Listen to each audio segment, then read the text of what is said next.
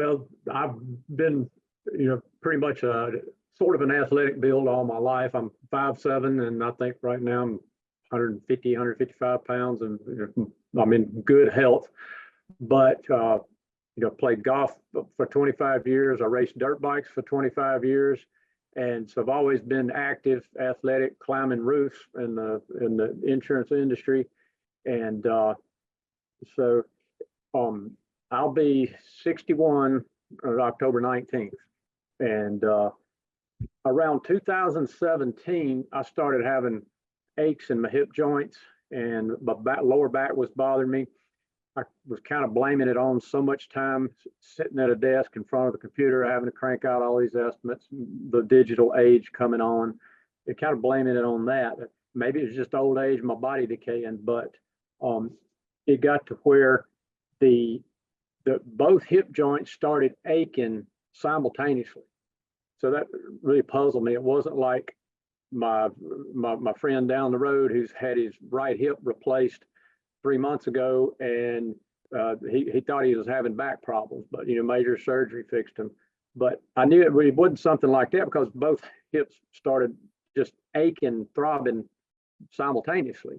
And my best friend, a lawyer down in Jackson, Mississippi, he had to have hip surgery, had both of them replaced like 3 years apart. And so I didn't think I had, hip surgery was my problem. But also my lower vertebra at my belt line started hurting. Take both hands, make a fist, rub your knuckles together, and you feel that grinding like a cheese grater. Mm-hmm. Well, that's the sensation I started getting in my lower vertebra. And it wasn't excruciatingly painful, but it was just a weird ickiness, like you take your fingernail and run it down a chalkboard in the classroom. It upsets you. And it did hurt, but not excruciating. So in the positions that it would hit me in, like if I bend over the sink to shave, and then I want to return to the upright position, when the pressure and the tension in my back would release, that's when I get that pop or grind. Same thing if I wanted to, I hadn't played golf in 20 years, but I was thinking about getting back to it. So 2021, I think I gave it a try. And when I would bend over just to putt, that's kind of like sitting in a bar stool, leaning over slightly. You bend your back just a little bit, and you're not under any pressure. You're just getting in a certain position. And when I would leave that position and move to the upright position, I'd get that grind in my vertebra, and it just got worse and worse.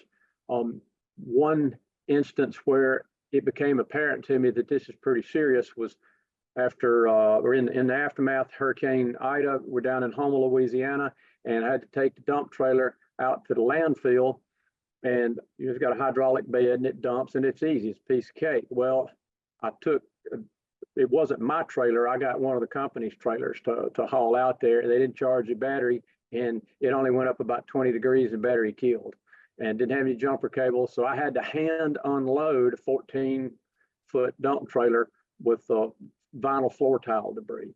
And wow. That back, I would go for about 10 or 15 minutes and then stop and wait 2 or 3 to let it quit hurting and start back again. So that was a very uncomfortable situation at that point.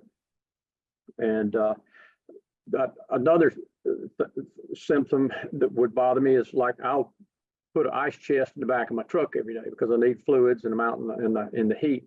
And so you take that ice chest cooler, probably weighs 20 pounds with ice and the drinks. It's got wheels on it, but I can't roll it everywhere. I've got to pick it up and carry it for a few steps. And that's, holding a weight with your arms outstretched. It's not a big deal, but it got to where every time I would have to perform that task, I would have this sense of dread come over me going, it's going to hurt, it's going to suck, but you have to do it. And so that's just, life was kind of going downhill, and it got to the point to where I was going to have to quit climbing roofs, which is 90% of the work I do as an insurance adjuster. Most of it's storm related, but I have to climb roofs. I have to carry heavy, big ladders, a 32-foot extension ladder. Mm-hmm. And when I would pull up, for the last, since 2017, it got progressively worse. And it was at the point to where when I would pull the ladder off the truck rack and then hold it up above my head and walk from the truck maybe 20 feet to the eave of the house, every time my foot would hit the ground, I would get that crunch sensation, and it was really bothersome. And then you just out of the blue, hadn't heard from you in 2 or 3 years, and you called, just check up on me, see how things were going, and you asked me, is anything hurting you, bothering you? And I said, well, yeah, oddly enough, it is. And so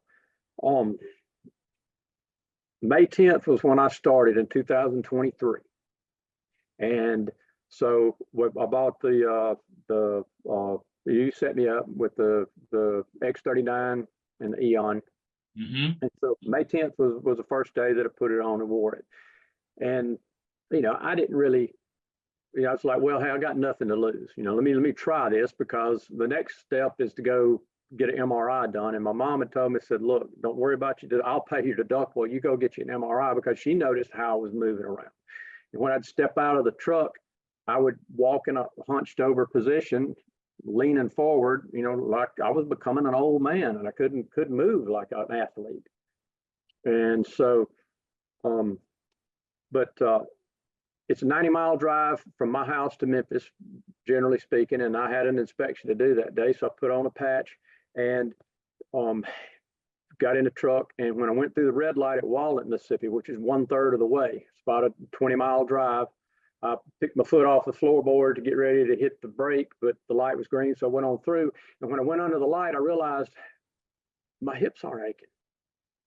What's the deal? I was like, man, this is too good to be true. I mean, it's just the placebo effect. So I talked myself out of that. I said, just forget about it.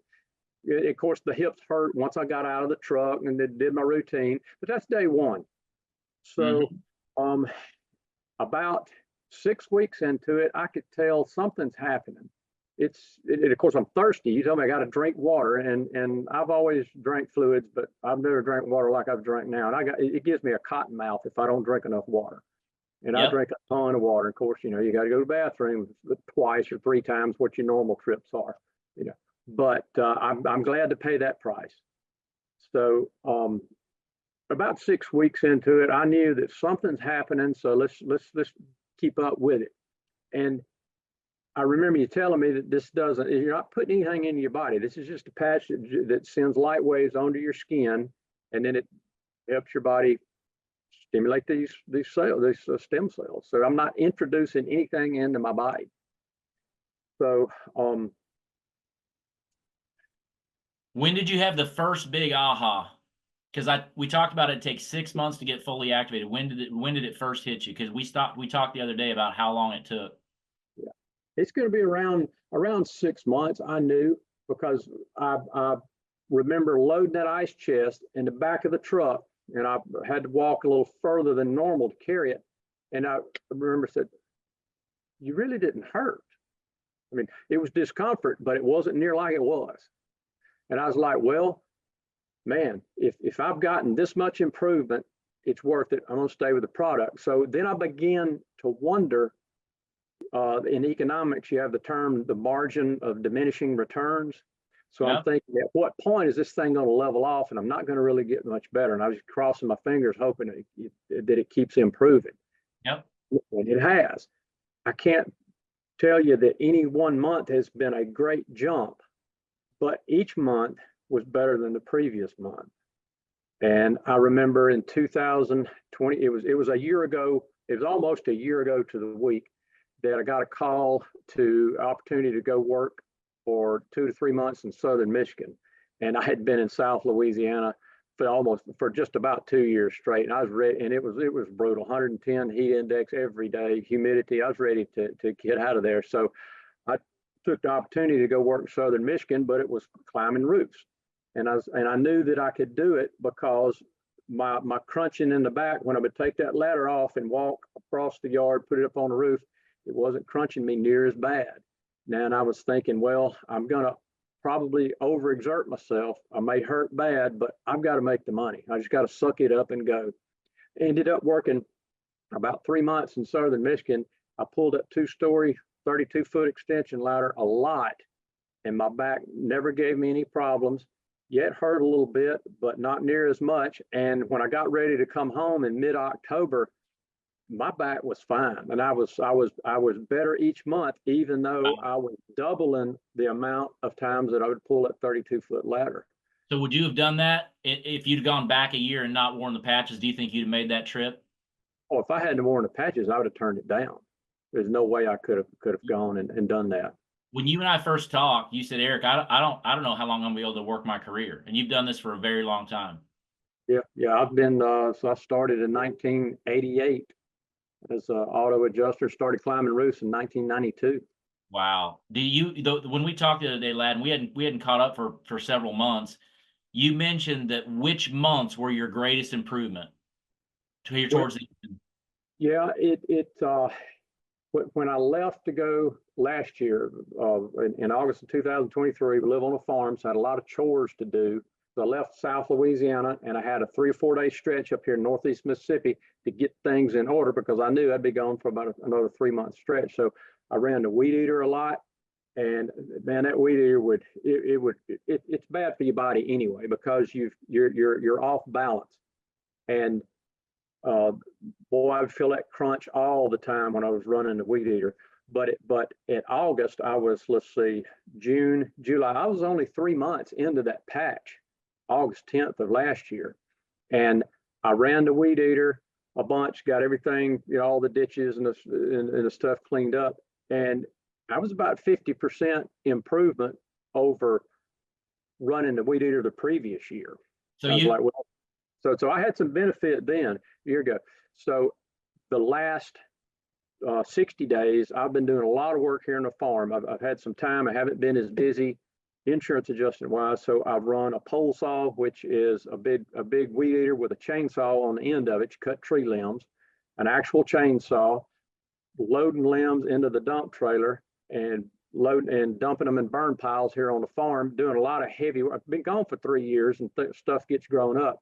So I have been working 100% full speed, doing tree trimming work, and I'm not getting the crunch. Now I'm going to get fatigued and tired. My endurance is not there what it was in 2015, but I'm making great progress. Now I've noticed it in, let's see, I'm coming up on 15 months, August 10th. But from months 12 to 13 to 14, I've noticed the best improvement, because it still hasn't leveled off. It's still improving. Each month is better than the previous. And I think the reason it makes the biggest impression on me now is because I'm getting closer to what I was in 2015 when I was perfectly healthy.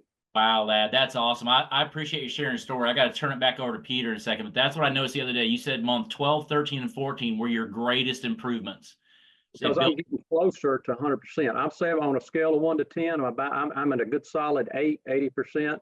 And if the continuum, keeps in the upward progression, hopefully I'll get back to 100%. Lad, thanks for sharing. We're going to have you back on in 6 months to document again. It's awesome continuing to regenerate, and you gave it the time to work. So we'll talk more